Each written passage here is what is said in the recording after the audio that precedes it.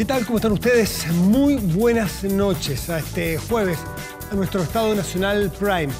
Un jueves que, bueno, nos permite respirar un poco más tranquilos porque hace 24 horas había mucha incertidumbre de qué es lo que podía pasar con los anuncios de lluvias muy torrenciales. Y llovió mucho en muchas partes. Y al parecer, vamos a preguntarle a la autoridad que nos acompaña esta noche, cómo respondió la infraestructura, cómo respondieron las ciudades, porque hubo mucha lluvia, pero afortunadamente no han ocurrido grandes problemas. Hay problemas puntuales en muchas partes, pero en la generalidad la cosa se maneja de tal forma. Quizás el mejor indicador es que el presidente de la República, que ha tenido que suspender algunas reuniones en su gira para ocuparse de lo que pasa a la distancia desde acá, ha decidido no volver porque puede hacer las dos cosas, mantener la distancia con los equipos desplegados en Chile y poder hacer una necesaria gira presidencial ya se sabe, de conexión de Chile con los otros países, hacer acuerdos, en fin. Pero recuerden que son 2 días, porque de hecho los colegios en varias regiones, en la metropolitana, que es la más grande de Chile también, están suspendidos hoy miércoles y mañana jueves. Por lo tanto, los pronósticos del tiempo es que mañana decaen un poco las lluvias, pero seguramente van a quedar todavía estragos de este temporal. Y viene un frente, dije miércoles y jueves, es jueves y viernes la suspensión de clases. Y para el lunes ya se anuncia otro frente. Claro, probablemente no será del tamaño que se esperaba el de estos días, pero así se avecina este invierno. Y sabemos que hoy en día las lluvias son más cortas, pero mucho más intensas. Es parte de lo que vamos a conversar, que hoy nos acompaña la ministra Jessica López, la ministra de Obras Públicas. Y además tenemos un debate para la contingencia política. Así que bienvenidos a Estado Nacional Prime.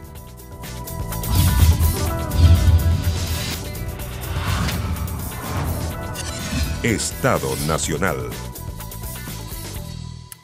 Ya está anunciada, presentamos a la ministra de Obras Públicas, Jessica López. Ministra, buenas noches, gracias por acompañarnos aquí. No, pues, un gusto. Un día que partió, me imagino, como todos los ministros, requete contra temprano, porque no se podía pegar los ojos, porque lo que podía pasar, ¿no? ¿Qué preveían anoche? ¿Dónde estaban sus puntos de preocupación anoche? Bueno, ayer yo estuve en el Biobío y volvimos y estuvimos visitando el parque inundable Víctor Jara, que es donde está el San Juan del Agua. Así es que, y esperábamos, por supuesto, para hoy una intensidad del fenómeno climático mucho mayor de la que ha sido. De hecho, en el COGRIT hoy día en la mañana se informó de la reducción, se terminaron, digamos, las alarmas climatológicas y pasamos a situación de alerta porque la Dirección Meteorológica informó que el frente ya estaba diluyéndose, bajando su intensidad, así que eso fue un alivio entre todos. Ya, o sea, partió el día con un poco más de calma. Así es. Ya, no se pasó zozobras. ¿Cuáles son, si usted me imagino que tiene el mapeo en la cabeza, está permanentemente conectada e informada con todos los equipos desplegados en Chile, dónde están los puntos de preocupación en este momento, ministra? Bueno, en este momento, y cuando uno mira las cifras de este evento, naturalmente la atención principal está en la región del Biobío, porque ahí ocurrieron situaciones complejas como en Curanilahue, que todavía no se repone el agua potable, están en proceso. También en Arauco, en la comuna de Arauco, también algunas situaciones, en fin, en el Biobío es donde ha habido más afectación. Pese a ser una zona que uno diría, bueno, están acostumbrados a las lluvias, en realidad nos decían allá que ellos también han sufrido la sequía durante estos 13 años y por lo tanto estos eventos de lluvias tan intensas en un par de días realmente tuvieron una afectación bien importante. Es una zona donde hay una cordillera de la costa bien extendida, eso genera muchas quebradas, hay una red de ríos y canales también enorme y mucha construcción en quebradas, en cerros y en las ciudades, no sé, Lota, Tomé, en fin. Entonces la afectación ahí ha sido grande, por eso la vicepresidenta está allá. Y ahora que ya bajó la intensidad del evento allá, corresponde entonces trabajar con las personas, en ver cómo resolver la situación. ¿Hubo destrucción de habitación, de casas? ¿Cuántas familias? Si tiene un catastro, aunque no es exactamente su ministerio, pero de mucha afectación a familias y luego a infraestructura sensible, que sí usted está a cargo de esa materia. Bueno, hubo, las cifras indican alrededor de 300 viviendas con daño mayor y alrededor de 1.500 con daño leve. Y además hay 3.000 más que están en proceso de evaluación por parte de sus municipios para saber qué afectación tuvieron. Entonces, una cantidad bien importante de viviendas afectadas y de personas afectadas, naturalmente. Y cuando hay zona de catástrofe, como se decretó en algunas zonas, ¿esto libera más recursos para poder ir rápidamente en ayuda a estas personas? Eso lo que hace es facilitar todos los procesos de contrataciones públicos. No para estos días, porque para estos días hay recursos, como indicó el ministro del Interior.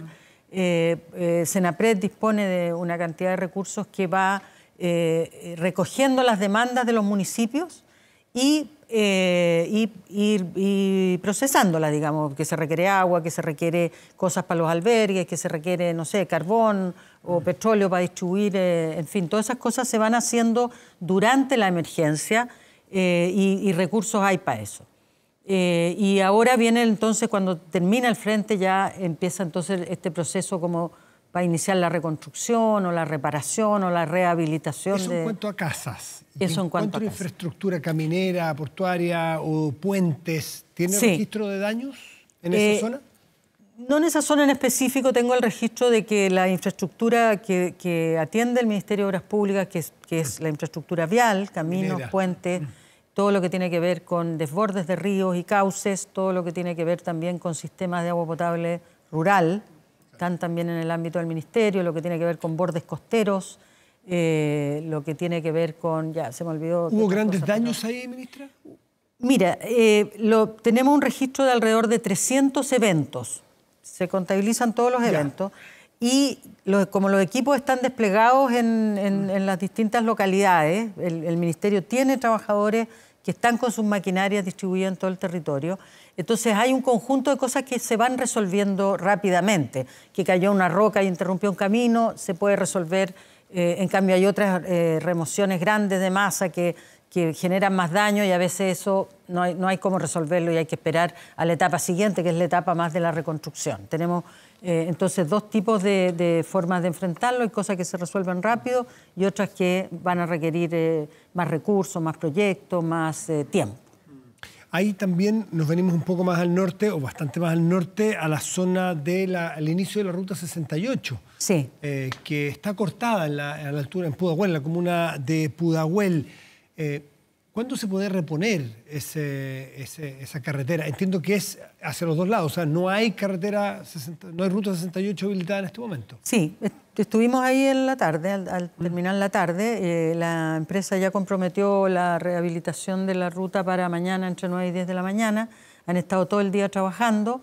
¿Qué ocurrió ahí? Lo que ocurrió ahí es que hay un canal de regadío, el canal Santa Corina, que no fue capaz de absorber toda la lluvia y estaba limpio. Vimos registros fotográficos, pues ya había ocurrido en mayo. Y en mayo sí tenía basura y cosas que impidieron y que también desbordaron y también interrumpieron el tráfico. En esta ocasión lo que ocurrió fue un caudal que el canal no fue capaz de procesar adecuadamente, entonces se desbordó y interrumpió la Ruta 68 ahí en la pasada Teniente Cruz, que debo decir, es una ruta por la que pasan 25.000 autos diariamente. No, claro. Entonces, si alguien no se ubica exactamente, lo pueden estar escuchando desde partes muy lejanas al centro que es Santiago. Es la ruta que une Santiago y Valparaíso, Santiago y Viña. Antes de Costanera Norte, que es la que más se usa en general. Pero igual son 25.000. En la zona poniente donde empieza. Donde empieza en el kilómetro 2,5. Exactamente, muy al Así inicio. que se va a reponer mañana. Han estado todo el día con bombas sacando el agua y ahora estaban ya en el proceso de la etapa final, donde hay barro, pero es limpieza y es agua, no hubo destrucción. No hubo destrucción. No se llevó parte del camino ni del puente. No, es agua que impide el paso de los autos. Perfecto. Nos vamos también a la región de Valparaíso, en Viña, Reñaca, Concón, esa zona. Ha habido, y desde antes de este evento, de este frente, lo que ha ocurrido en las dunas y con los famosos y tristemente célebres socavones, desde el año pasado. Sí. Y hubo un nuevo socavón el fin de Así semana en este edificio Euromarina 2. ¿Qué antecedentes tiene usted de lo que hay allí y qué han podido recabar de por qué se siguen produciendo estos socavones allí? Bueno, yo creo que es importante definir y reflexionar sobre la conveniencia de construir en un campo dunar. No estoy haciendo cuestión de la ingeniería chilena ni por lejos. Creo que eso está fuera de discusión en nuestro país.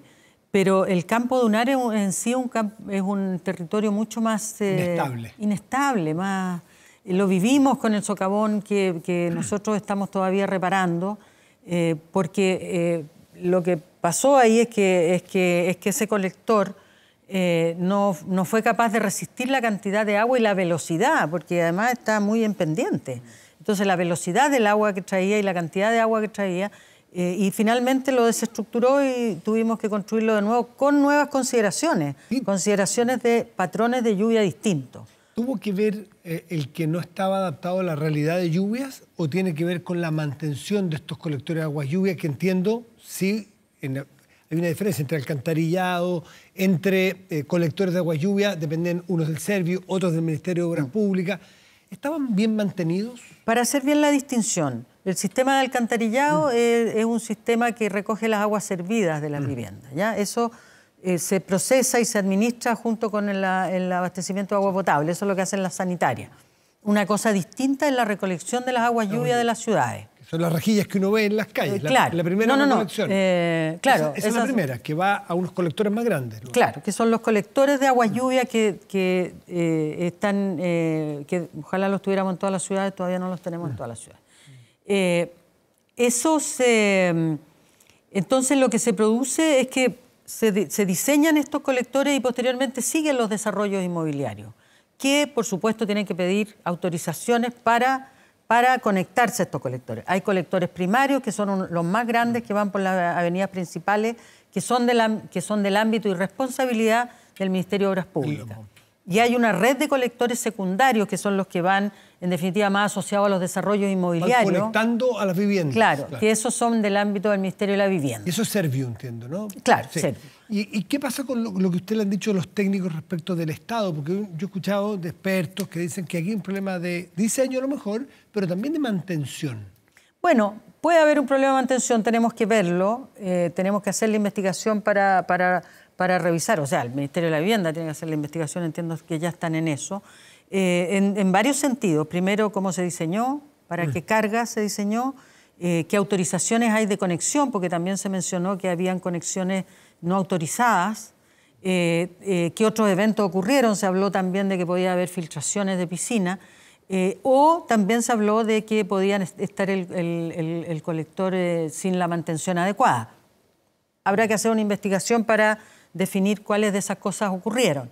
Yo creo que lo importante es la decisión que se tomó de evacuar esos edificios, porque es un peligro que no sabemos cómo va a evolucionar. Y me imagino que después que ocurrió los primeros socavones, se ha hecho un catastro de la zona. ¿En qué estado está todo?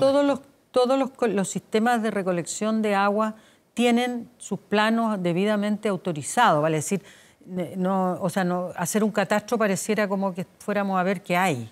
Y en realidad son...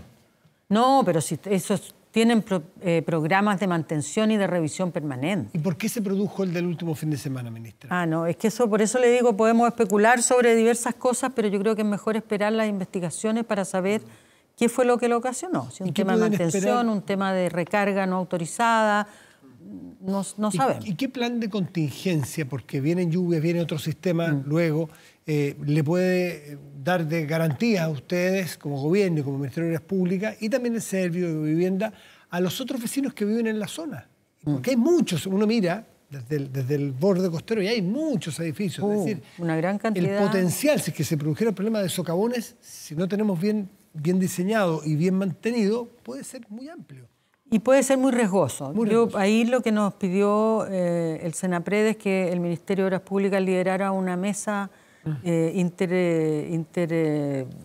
un conjunto de actores, digamos, que juegan aquí, con el objeto de hacer un análisis más profundo y con una visión un poco más larga, porque como usted dice, estamos enfrentados a un campo dunar bien grande, donde hay una cantidad bien importante de edificios, hay nuevos desarrollos inmobiliarios en la zona, entonces yo creo que es el minuto de parar, mirar y tomar definiciones más estructurales de lo que se va a hacer ahí. ¿Usted cree o es partidaria de que se congelen los permisos por ahora en toda esa zona? No, francamente no estoy capacitada para decirle eso, pero yo creo que hay que darle una mirada mucho más grande, que contemple esto que hablábamos de la vulnerabilidad del material que está ahí y de la infraestructura pública que tiene que acompañar eso. Si bien no ha terminado el evento completo, que está definido entre jueves y viernes, aunque es bastante centralista esa mirada, porque en Biobío viene desde antes, viene desde el miércoles, ¿no es cierto? El miércoles, jueves y viernes. Estamos capaz que saliendo, tocamos madera. Sí. ¿Siente que se supera la prueba de alguna manera, que estamos preparados para eventos de este tipo? Si atendemos que aparentemente en lo que viene, en los años que vienen, vamos a repetidamente a ver fenómenos de este tipo, con, yo insisto, lluvias muy cortas y muy intensas. ¿Estamos preparados? ¿Siente usted que puede dar esa respuesta? Yo creo que lo más responsable es que podamos construir un plan de infraestructura pública que considere en forma muy relevante el tema de la gestión de riesgo, porque de verdad esto de estar a cargo de este ministerio me ha hecho apreciar de una manera mucho más profunda lo que es nuestra geografía, que realmente, para decirlo elegante, es un desafío. Primero la diversidad climática, después la cordillera de los Andes, lo angosto que es nuestro país, no hemos hablado de las marejadas, pero que también están golpeando nuestra costa, nuestros 4.000 kilómetros, todas las ciudades donde están emplazadas. Entonces, yo siento que estamos permanentemente, que pase este evento para nosotros en el Ministerio es un alivio, pero estamos permanentemente con la mirada en distintos eventos de la naturaleza que golpean a nuestra geografía. Y ahí el Ministerio de Obras Públicas tiene un rol súper importante. Por eso digo, si no es por la recolección de aguas lluvias, por los caminos, por los puentes, por los embalses. Usted que llegó al Ministerio, que hace un año lleva, un año, 2 años. Un poquito más de un año. Un poquito más de un año. ¿Usted ve que se conversa, que en la cultura del MOP, que es un ministerio que ha hecho obras por todo Chile por muchos años, una cultura muy arraigada, ¿no es cierto? Y pasa la gente, sigue esa cultura. ¿Hay una conversación de la necesidad de un cambio estructural en la forma de diseñar la obra pública? Porque la naturaleza va cambiando. ¿Está cambiando el diseño de la obra pública en Chile? Perdón, déjeme agregarle que el presidente de la Cuenta Pública acaba de anunciar un montón de obras. Así es. Por justamente que se necesita reactivar la economía. Entonces, reactivarla, pero no hacer de lo mismo. Pero las obras son necesarias en sí mismas, no para reactivar la economía. Eso es un resultado de las obras. Sí, pero apurarlas porque se necesita también. No, también ayuda. Claro. Pero el punto que quiero hacer es que yo creo que otra convicción que yo me he formado es que Chile necesita otro shock de infraestructura bien importante en distintos ámbitos. En pavimentación, en agua potable rural. Por ejemplo, nosotros en la red hospitalaria, en la que nosotros estamos participando, la construcción de hospitales, más de 20. ¿Están trabajando en ello? ¿Están diseñando ese shock de infraestructura? Claro. Estamos haciendo un barrido a lo largo de todo el país porque hay una cantidad de infraestructura que... La infraestructura habilita el desarrollo, Matías. O sea, no es para el crecimiento económico, eso le lleva además. Pero tener una red vial... Acerca a las personas, el desarrollo económico, una red de puertos, una red aeroportuaria, una red de caletas pesqueras que fomenten el desarrollo de la pesca artesanal. En fin, el tema del agua, que es esencial como base para el desarrollo de todo el resto, la infraestructura escolar, en fin, es una cantidad de necesidades que tiene nuestro país gigante. Y yo creo que nosotros tenemos las condiciones para hacerlo con los recursos del Estado y con los recursos ¿se la puede privados? El Estado? Porque el último gran shock de desarrollo se produjo con la estrategia de la licitación y las concesiones a privados. Nosotros estamos con todo con las concesiones. El año pasado licitamos 3.600 millones de dólares. Este año queremos, entre este año y el próximo, queremos licitar 12.000 más en obras, porque es una cuestión en la práctica súper concreta. Son recursos privados que el Estado no los dispone ahora y si no, no haríamos las obras. Es como cuando yo voy a alguna región y le digo, mire, tenemos dos alternativas. Si usted quiere hacer esta ruta por vialidad, por decirlo de alguna manera, nos vamos a demorar 15 años porque vialidad tiene una capacidad presupuestaria que refleja la capacidad del Estado de Chile de invertir limitada, por lo tanto nos podemos demorar 15 años en hacer esta ruta. Si la hacemos por concesión con recursos privados nos podemos demorar 5. Y usted ve que, porque eso tiene otro problema, no solamente el eventual obstáculo del capital, ¿no es cierto?, que por algo se recurre a privado, hay otra... Sino la disposición a pagar. Y la disposición ideológica también, hay gente que no le gusta. En el gobierno hace muy poco hemos escuchado que se va a terminar con las licitaciones a hospitales, por ejemplo, a cárceles, y que las licitaciones, las concesiones a privado, después trae aparejado comillas, problemas que hay que pagar peajes, que hay que pagar TAC, en fin, esto... Sí, lo que, mira... digo problema entre comillas, sí, porque sí. no es un problema. Yo creo que si lo miramos desde otra perspectiva, en estos contratos de obra pública administrada por privados, nos permiten hacer algo que nos cuesta con la infraestructura pública directa, que tiene que ver con la mantención. Cuando nosotros ejecutamos estas obras de infraestructura y se mantienen, digamos, primero la inversión se recupera a través del pago de los peajes en las autopistas y después se hacen nuevas inversiones. O sea, no es cosa de hacer un camino y lo dejáis ahí botado. Las ciudades crecen, hay que seguir desarrollándolo, la tecnología, o sea, la licitación de la Ruta 68 hoy día va a ser por no sé, 1.500 millones de dólares, porque hay que hacer una cantidad de obras. ¿No hay complejos ideológicos en este gobierno para un desarrollo fuerte de la concesión vía privada también? No, lo que pasa es que yo creo, no hay, lo que yo creo es que está a la base es una cierta insatisfacción con la calidad de servicio en términos de que tú sientes que estás pagando por algo que vale la pena. Entonces yo hoy día, cuando entro de repente a una carretera y en la hora pico, que sé que me van a cobrar más, hay tacos... pero eso tiene que ver con el diseño de la demanda, en fin, con el crecimiento. Bueno, tiene que ver con la experiencia, esa es la experiencia del usuario, ¿cierto? Que hay que pagar más y entro en la hora donde está más atochado. Entonces hay un conjunto de cosas que tampoco son suficientemente seguras, en lo cual hemos estado invirtiendo abundantemente. Entonces, en la medida que la experiencia del uso de la carretera, del uso del hospital, hay un video donde una señora entra al hospital, no me acuerdo, el Félix Bulner, lo mira y dice, parece una clínica. Mira, parece una clínica, por la tremenda infraestructura maravillosa. Entonces digo, esas cuestiones tienen valor para la gente. La permisología en todo esto, que también está, comillas, de moda, no es una moda, pero está en boga, juega un papel fundamental. Nosotros la vivimos todos los días. La otorgamos y la vivimos en el desarrollo de nuestros proyectos. ¿Y usted la siente como un obstáculo que hay que superar? Yo lo que siento es que en el país hemos durante muchas décadas avanzado en instalar controles. Cada control resguarda algo que queremos cuidar.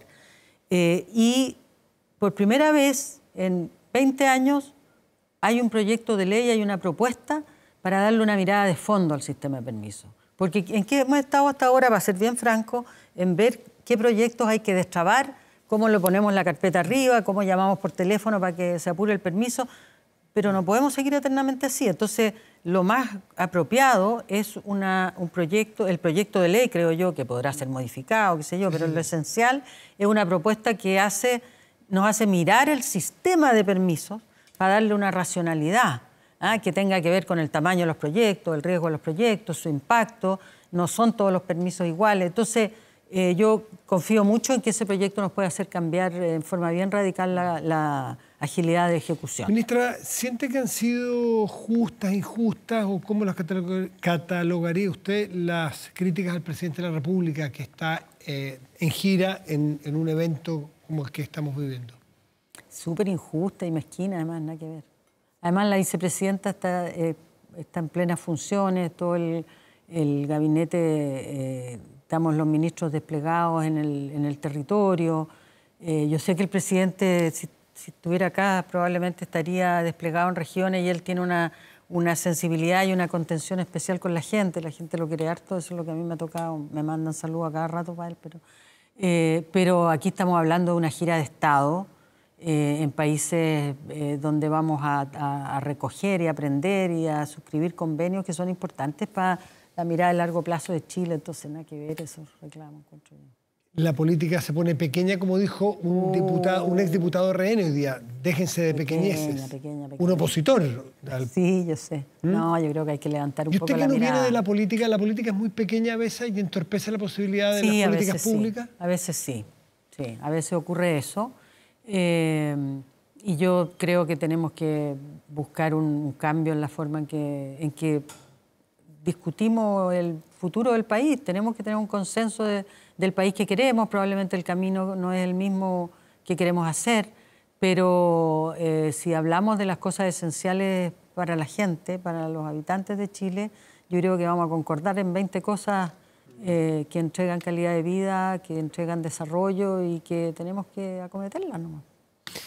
Ministra Jessica López, ministra de Obras Públicas, le agradecemos mucho. Un día como este, que es agotador y el de mañana no ha de ser mucho más fácil, sí, venir a acompañarnos y a conversar sobre la contingencia y también un poco más lo estructural y lo más profundo de su ministerio. Bueno, gracias, ministra. Buenas noches. Esté muy bien. ¿Aumenta la delincuencia? Bueno, no grave robos, evítelos con Tepillé, la empresa líder en seguridad preventiva con monitoreo de cámaras de seguridad y audio disuasivo en tiempo real. Tepillé protege 24/7 su empresa y también su hogar. No sea usted la próxima víctima y contrátelos en tepillé.cl. Hacemos una pausa y volvemos con nuestro panel de conversación. Espérese porque queda mucha contingencia y mucha conversación aquí en Estado Nacional Prime.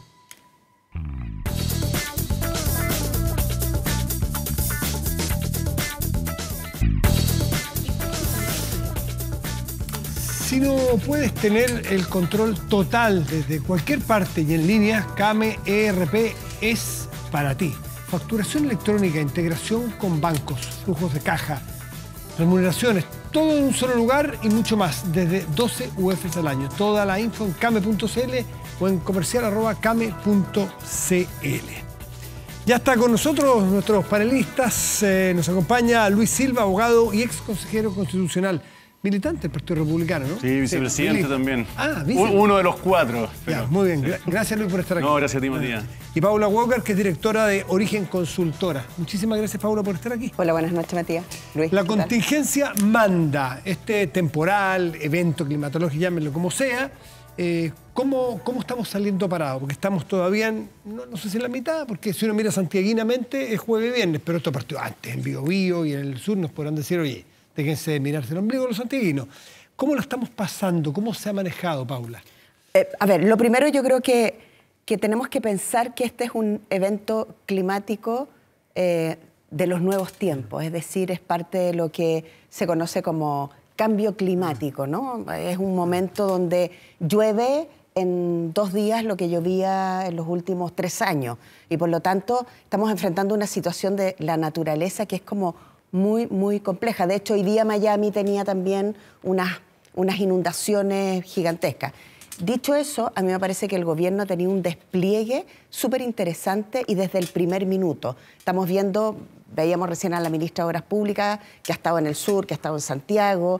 El presidente pidió que se desplegaran los ministros. ¿Por qué es importante que se desplieguen los ministros y las ministras? Porque yo creo que las cosas se mueven más cuando las autoridades están en terreno. Y por otro lado, cuando la gente está en las regiones, Biobío, que ha tenido un efecto súper grande con las lluvias, les hace bien que las autoridades centrales vayan y destraben cosas. Por lo tanto, en ese sentido, me parece que el gobierno ha estado como bien atento de la situación. Y tienen una serie de ayudas que son rápidas, otras que pueden ser un poquito más lentas, pero se ve un gobierno que no está mirando para otro lado, que está ahí encima de lo que está pasando. A mí me gusta el despliegue del gobierno hasta ahora. Luis, ¿te parece que lo ha hecho bien? O algunos dicen, bueno, a lo mejor se exageraron, se pasaron un poco de largo, y entramos al tema, por ejemplo, suspender las clases en 4 regiones, en esta mega región, 2 días completos. ¿Cuál es tu mirada? Mira, mi mirada es que no ha habido, yo por lo menos no he sido testigo de grandes catástrofes por mala administración, por mala gestión. Es decir, cosas donde uno puede decir, oye, aquí hay una clarísima responsabilidad previa, porque podría ser, ¿no es cierto?, que no se previeron las cosas y por eso estamos pagando estos costos, o en la administración misma, una mala decisión, la ausencia de alguien, etc. Yo no he visto eso. Sí, en cambio, me he planteado, y no soy original, sí, son cosas que han salido ahora en la discusión, la necesidad de que Chile dé un paso adelante, pero en serio, en infraestructura. Lo alcanzamos a escuchar en la intervención de la ministra al término del primer bloque. Y aquí yo quiero ligarlo con una discusión muy contingente, que es la permisología. Hoy día me crucé con una noticia, puede no tener mucho que ver, pero es interesante, un tendido eléctrico, eran como 360 torres. El proyecto está suspendido porque hay 10 torres que están en un terreno en donde hay unas hierbas que hay que proteger, pero lamentablemente hay que esperar a que la hierba florezca para poder hacer el trasplante, para reconocerla y hacer el trasplante. Entonces uno se pregunta realmente, yo no tengo ningún problema con esa hierba en particular, pero uno se pregunta, todo un proyecto de tendido eléctrico, en este caso creo que va a la 5ª región, suspendido, ¿no es cierto?, por el cuidado de unas hierbas en un área que cubren 10 torres, ¿no es cierto? Bien, uno se pregunta, bien, si esta es la tónica respecto de un tendido eléctrico, ¿cómo será respecto de los colectores? ¿Cómo será respecto de los alcantarillados? ¿Cómo será respecto de los puentes? Y me parece a mí que, dada que esta es una discusión contingente hoy, ahí yo creo que tenemos una deuda. Tenemos una deuda y yo me pregunto, ¿cuántas obras habremos dejado de hacer? ¿Cuántas obras estarán en ejecución o pendientes de ejecución?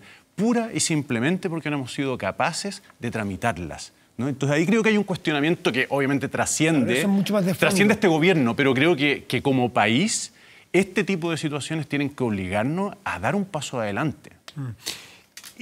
Pero eso se tiene que habilitar con otra categoría de discusión, con otra calidad. Y la ministra, que no viene de la política, es una voz autorizada para decir o mirar un poco el bosque desde afuera. Y que la calidad de la política no es la propicia para avanzar en lo estructural. Pero antes de entrar a cosas más profundas, seguir con, por ejemplo, a ti te tocó trabajar con la presidenta Bachelet como su asesora principal en materia de comunicaciones. Esta crítica que le han hecho algunos de la gira, mantenerse en gira, que el líder del partido aquí de Luis le dijo que esto era una gira de estudio. A ver, Paula Walker. ¿Sabes lo que pasa? Yo creo que la tentación por estar en los medios es gigante en eso. Y por lo tanto, aquí el que dispara y dice la frase más nada. Rimbombante, claro. Llamar al presidente y decir que está en una gira de estudio cuando el presidente está en 2 visitas oficiales en Alemania, en Suecia. Nada, me parece que es una crítica pequeña. Por otro lado, el presidente Piñera, por ejemplo, que podría ser un presidente que era un presidente de derecha, cercano probablemente al mundo de republicano, era un presidente que viajaba un montón, como viajan todos los presidentes, porque Chile no es un país que esté aislado del mundo. Chile necesita de estos viajes, necesita de espacios de vinculación.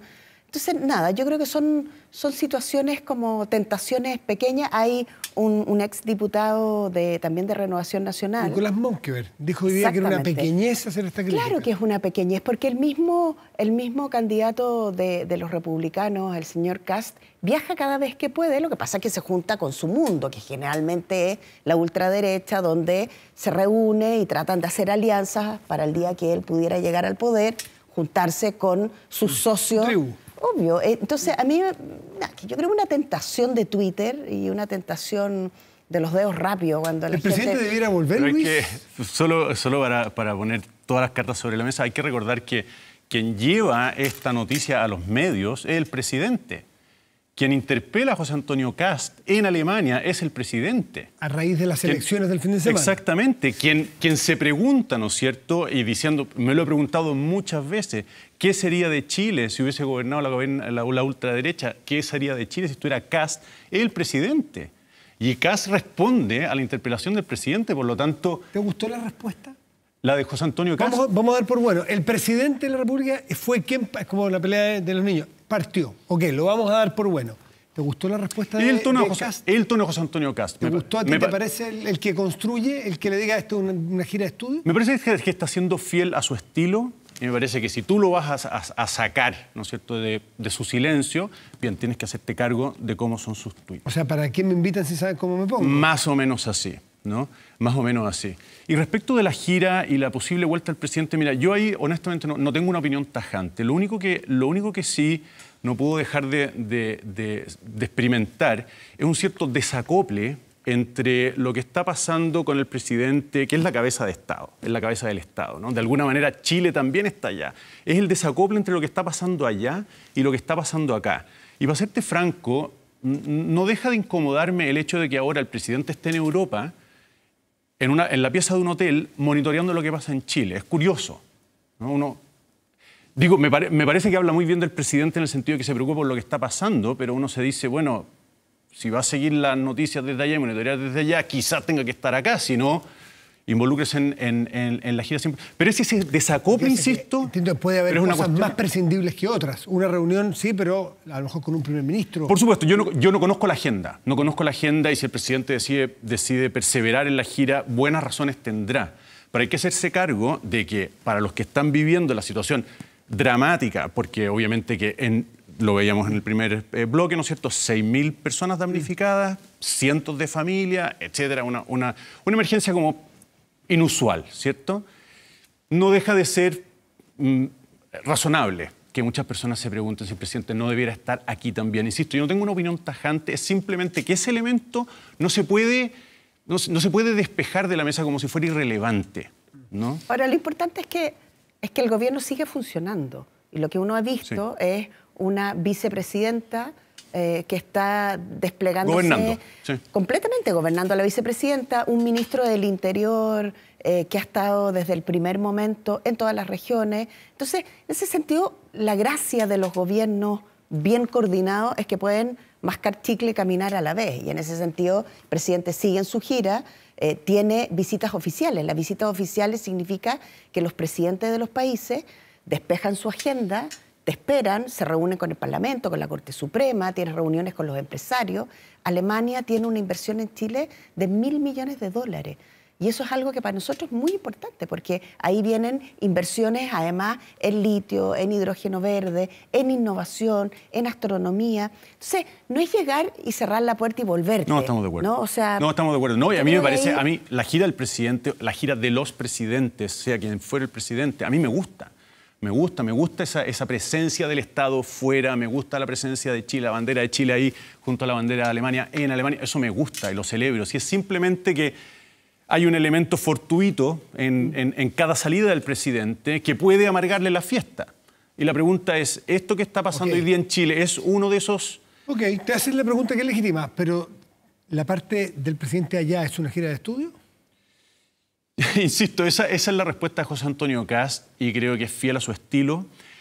Creo que hay algo de... Digo, no le falta fundamento a eso tampoco. ¿Que ha ido a perder el tiempo? Eso revela... Yo no le he seguido la agenda, pero para serte franco, y por favor corríjanme, encantado, que toda la audiencia creo que se va a beneficiar de esto, yo no he visto grandes hitos en esta gira. O sea, todas las noticias que me han llegado del presidente afuera tienen que ver con sus polémicas por Venezuela con el Partido Comunista, por Ucrania con el Partido Comunista, con la extrema o ultraderecha por sus opiniones sobre el Europarlamento y sobre qué significa Rusia para la derecha y para la izquierda en Latinoamérica. Esas son las noticias que a mí me han llegado. Ahí hay una crítica interesante que hace Luis, tú que conociste tan de cerca el poder y una mandataria.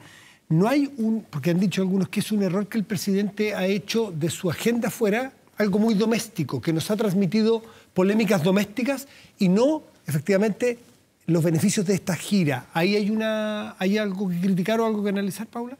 No, a ver, cuando los presidentes están afuera en la gira, efectivamente hay un espacio generalmente, y pasaba con el presidente Piñera y pasaba con la presidenta Bachelet, es que te reúnes con la comunidad de los chilenos o las chilenas que están afuera y también con comunidades académicas.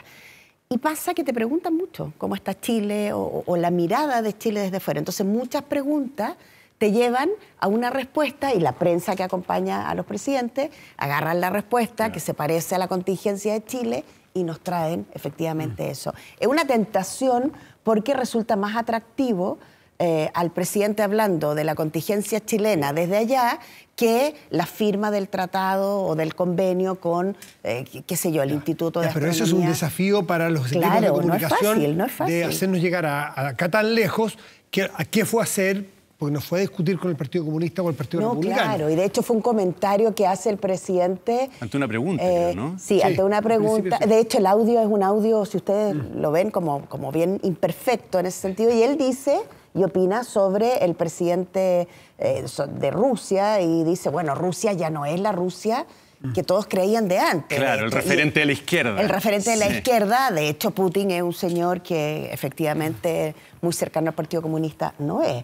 De hecho, el Partido Comunista es oposición en Rusia, entiendo. O sea, oposición al oposición, gobierno. y además en el Parlamento el Partido Comunista tiene un 20% y el... Tiene vínculos Putin con partidos de derecha. Ahora, el Partido Comunista aquí no se ha actualizado. Bueno, esa es otra discusión.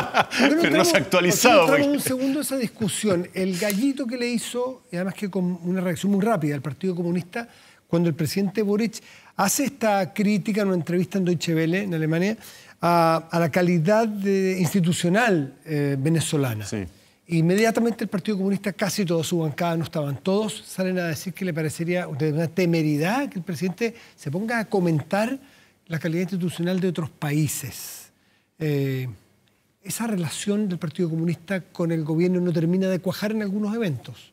O sea, yo creo que la demostración más clara de esa fricción entre el presidente y el Partido Comunista es justamente en los temas internacionales. El presidente ha sido, a mi juicio, súper claro en condenar siempre las dictaduras, independiente del origen de las dictaduras. Y ha sido muy duro con Nicaragua, con Venezuela y con Cuba. Entonces, con Cuba hay un matiz. Con Cuba hay una cosa que le cuesta un poco más. como una cosa más romántica, probablemente. Le cuesta un poco más con Cuba. Pero con Venezuela yo creo que el presidente tiene súper claro y ha sido muy duro. Y además la situación que estamos hoy día con el asesinato del teniente Ojeda lo hace más complejo aún. Venezuela se ha portado con Chile súper mal desde el punto de vista de aceptar y recibir a las personas que el país está expulsando porque son indocumentados, porque han cometido delitos en Chile.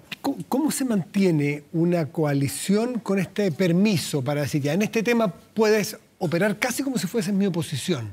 Yo creo que ahí el antiguo presidente del Partido Comunista, Tellier, y el actual, tienen una gracia-desgracia, que es que se dan varias vueltas carnero y tratan de mantener la responsabilidad de somos gobierno y no podemos criticar al presidente tan... Entonces hacen como un juego que no termina de cuajar, pero zafan cada cierto tiempo. A mí me da la impresión que en eso las ministras y el ministro del Partido Comunista que tiene el presidente están súper alineados con el presidente. Y por lo tanto, probablemente vamos a empezar a ver que dentro del Partido Comunista ya no está esa cosa la línea tan... vertical. Ya, aparentemente el partido es... O sea, yo creo que mientras más se acerque el término de este gobierno, más aguda se va a hacer la diferencia entre el Partido Comunista y el Frente Amplio, su socio estratégico en este gobierno, que por lo demás es puramente táctica.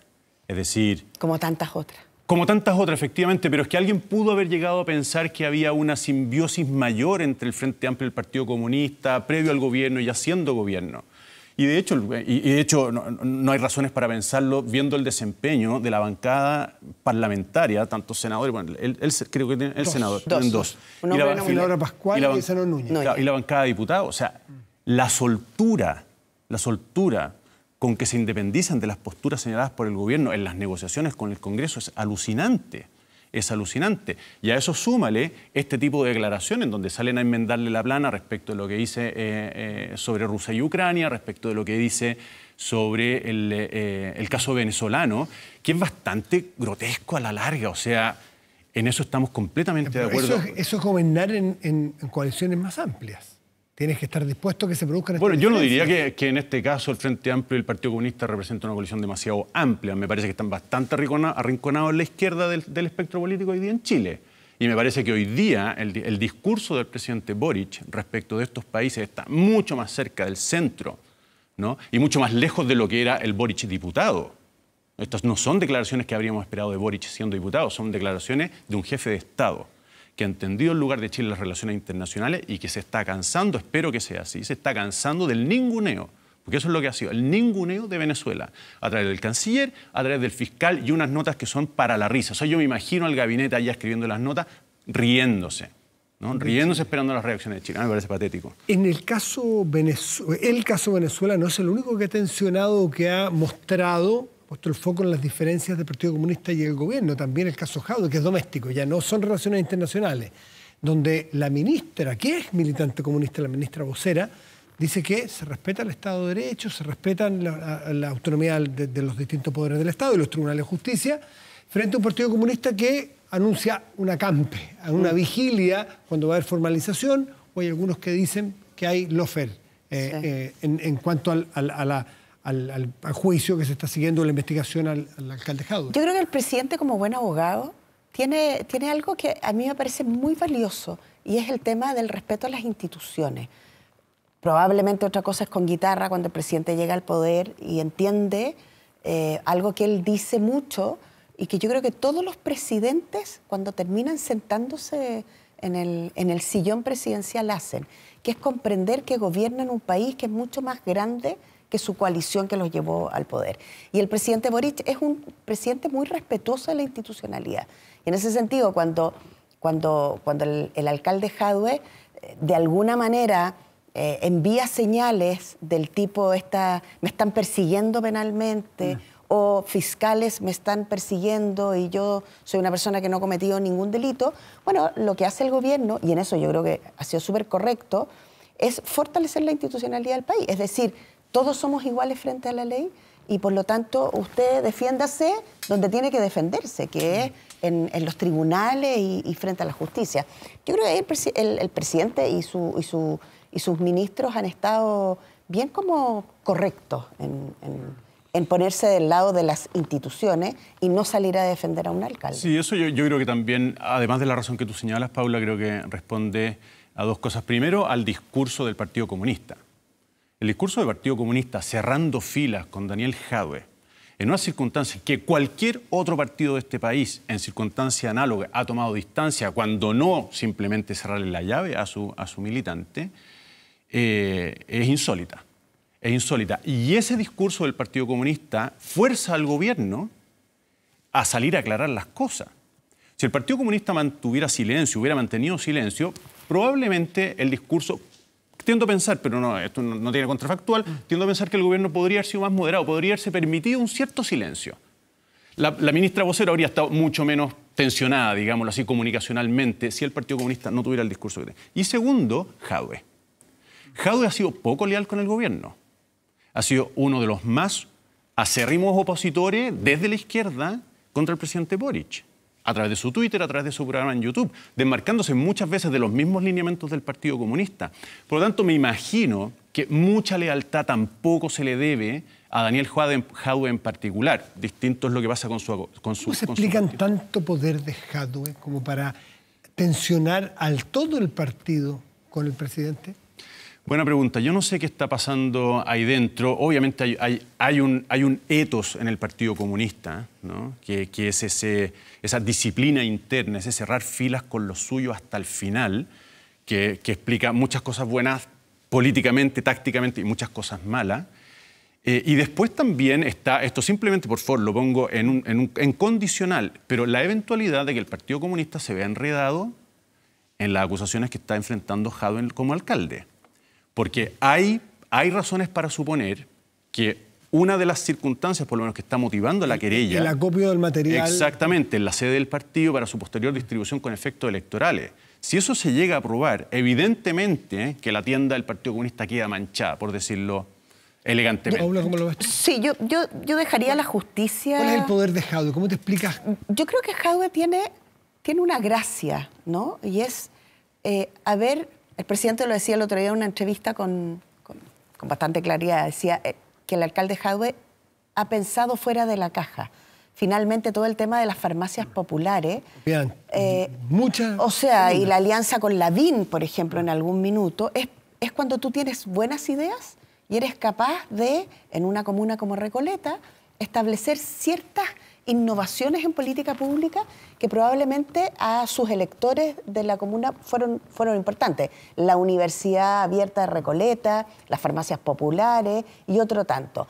Otra cosa es que efectivamente se compruebe, y en eso la justicia tendrá que actuar prontamente, cuánto de lo que él hizo está en falta, es delito, y eso quedará en manos de la justicia. Yo creo que aquí lo que hay es un alcalde que tiene una votación popular que obviamente a un partido le importa cuidar esa votación. El capital político. O sea, ahí hay un capital político importante. Entonces, yo creo que más bien el poder tiene que ver con el poder popular que construyó el alcalde en su comuna y votaciones que lo fueron llevando durante 3 periodos. Sí, 3. Con mayorías bien importantes. Hablar de tensiones hoy día sería completamente injusto si habláramos solamente de la tensión aquella del presidente del gobierno y el alcalde Jadwe. Hay otra tensión a este lado de la cancha. Porque por lo pronto, después de las primarias del domingo, emergió una candidatura, o emergió con más fuerza, pues ya estaba dando vuelta, del alcalde Carter, que anuncia con todas sus letras que le va a competir a la alcaldesa Matei. Y que le va a ganar. Y que le va a ganar, en primarias, cosa que los muchachos del Partido Republicano no entran en esa pelea porque nunca han querido ir a primarias. La derecha tiene sus tensiones también y cambió el panorama después del domingo. Cambió, pero yo creo que para bien. Yo estoy contento con la irrupción de Carter finalmente como precandidato, no sé cómo llamarlo, y salirle a competir a la Evelyn, creo que hasta... ¿Por qué? ¿Porque puede dividir a Chile Vamos? Porque creo que estimula votos de derecha.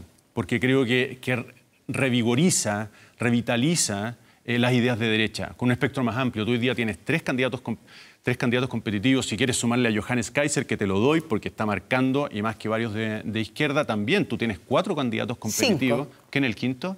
La quinta. ¿La quinta quién es? Jimena Rincón, que anda intentando meterse también en esa primaria. Ya, sí, esa yo la pondría ahí en el medio, no sé si la pondría en la derecha, no sé si a ella le gustaría que ¿No la reconoce Luis como candidato? No, ella reclama que no la reconocen. Sí, yo no la reconozco como derecha, pero si ella está dispuesta a que la sumamos en este saco, podemos hacerlo, no tengo problema. Pero a mí me parece bien, me parece una buena noticia porque, insisto, creo que revitaliza el sector, creo que le ofrece a la ciudadanía hoy día un abanico muy amplio de buenos candidatos, cada uno en su registro.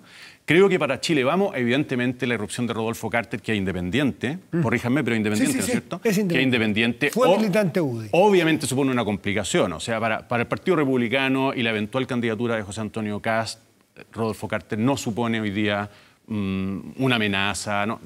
En Chile Vamos, y particularmente para la candidatura de Evelyn Matei, creo que sí.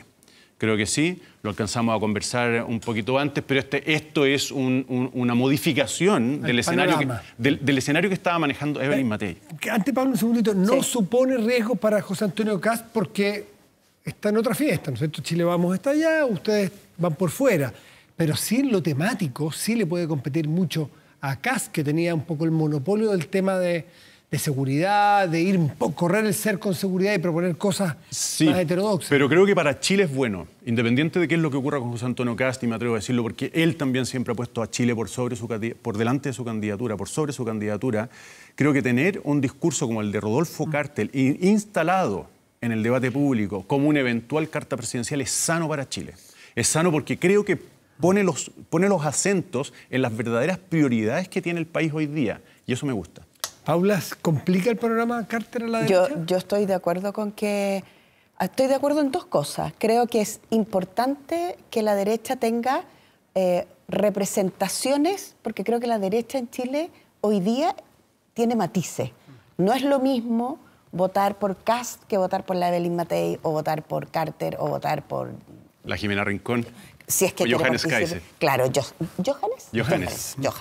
Son derechas distintas. Hay una derecha más conservadora, otra más liberal, etc. Pero además creo que desde el punto de vista como de lo comunicacional, de lo político comunicacional, la irrupción de Carter va a llevar probablemente al resto, y más que a cualquiera, a Evelyn Matei, a cosas concretas. Porque Carter es de cosas concretas. Yo decía el otro día en una reunión que las personas pensamos en cosas concretas. Cuando Carter decide destruir una casa narco, ¿se acuerdan? Sí, ¿cómo olvidarlo? Bueno, eso claro, queda mucho instalado, más instalado en la cabeza de las personas que una ley. Porque la ley sigue siendo todavía algo bastante abstracto. Además, la ley es de muchos autores. Tiempo después, el gobierno del presidente Boric empezó a demoler narcomonumentos. Claro, los ¿no? mausoleos. Narcomausoleo. Entonces, hay algo concreto en la mirada de Carter en la política que va a mover probablemente, que también es complejo, porque la política tampoco puede ser solo soluciones rápidas en 2 minutos. La misma ministra de Obras Públicas conversaba recién y decía, hay infraestructura que se demora 20 años en estas listas, porque no está pensada para ahora, está pensada para los próximos 10 años. Entonces, la política va a tener que moverse entre una estructura que es capaz de sostener un país y una época que va a cambiar muy rápido, con cosas efectistas. Carter le va a traer a la derecha mucho esta tentación por lo efectista. Eso que en la derecha hay tanto naipe, ¿no es cierto? Hay tantas cartas que van a tener que ver cómo lo resuelven. En la izquierda o centroizquierda hay carencia. Nadie emerge mucho, quizás porque Michelle Bachelet no ha decidido si va o no va. O sea, yo entiendo, por lo que he escuchado de la presidenta en entrevistas públicas, que ella no iría. Pero no va hasta que tenga que ir, porque si es que ni un candidato de su sector prende en las encuestas y los de derecha juntando votos... prenden mucho, dices y tú. prenden, o juntando o sumando el día de mañana en una segunda vuelta, prenden la necesidad y el espíritu de servicio y la obligación. Pero yo tengo la impresión que al menos el rumor de la candidatura de la actual vicepresidenta, la ministra del Interior, parece estar bastante... ¿Agarrando vuelo? O sea, más que agarrar vuelo, parece que es un tema que se está discutiendo. Evidentemente, cuando tú eres ministra y no eres candidata, no puedes marcar como candidata. No. Es decir, en las encuestas sería muy difícil que hoy día... Parece que aparece. Aparece en la encuesta. Aparece porque ha tenido además un súper buen desempeño, está trabajando con mucha seriedad en los temas de seguridad. A mí me parece que la candidatura de Carola Toá puede ser una candidatura súper interesante para el sector de centro-izquierda, pero tiene que lanzarse y para eso tiene que esperar, ¿no? Legalmente tiene un tiempo para hacerlo. Si lo hace hoy día es adelantar una carrera presidencial. Es que no es tan adelantada, si es en junio del próximo año. Bueno, pero es un año. O sea, después de la municipal empieza el momento. Bueno, ¿no? Está bien. Y ahí están todos los nombres, y faltaron nombres probablemente. Yo no sé si hay muchos más, Matías, perdona. Pues, no sé, el Frente Amplio tendrá su cartita, el Partido Comunista tendrá la suya. Seguramente. ¿Sí o no? Ya, dejémoslo para otro jueves. Luis Silva, Paula Walker, les agradezco mucho esta conversación. Y a ustedes la compañía. Que tengan muy buenas noches y gracias por venir.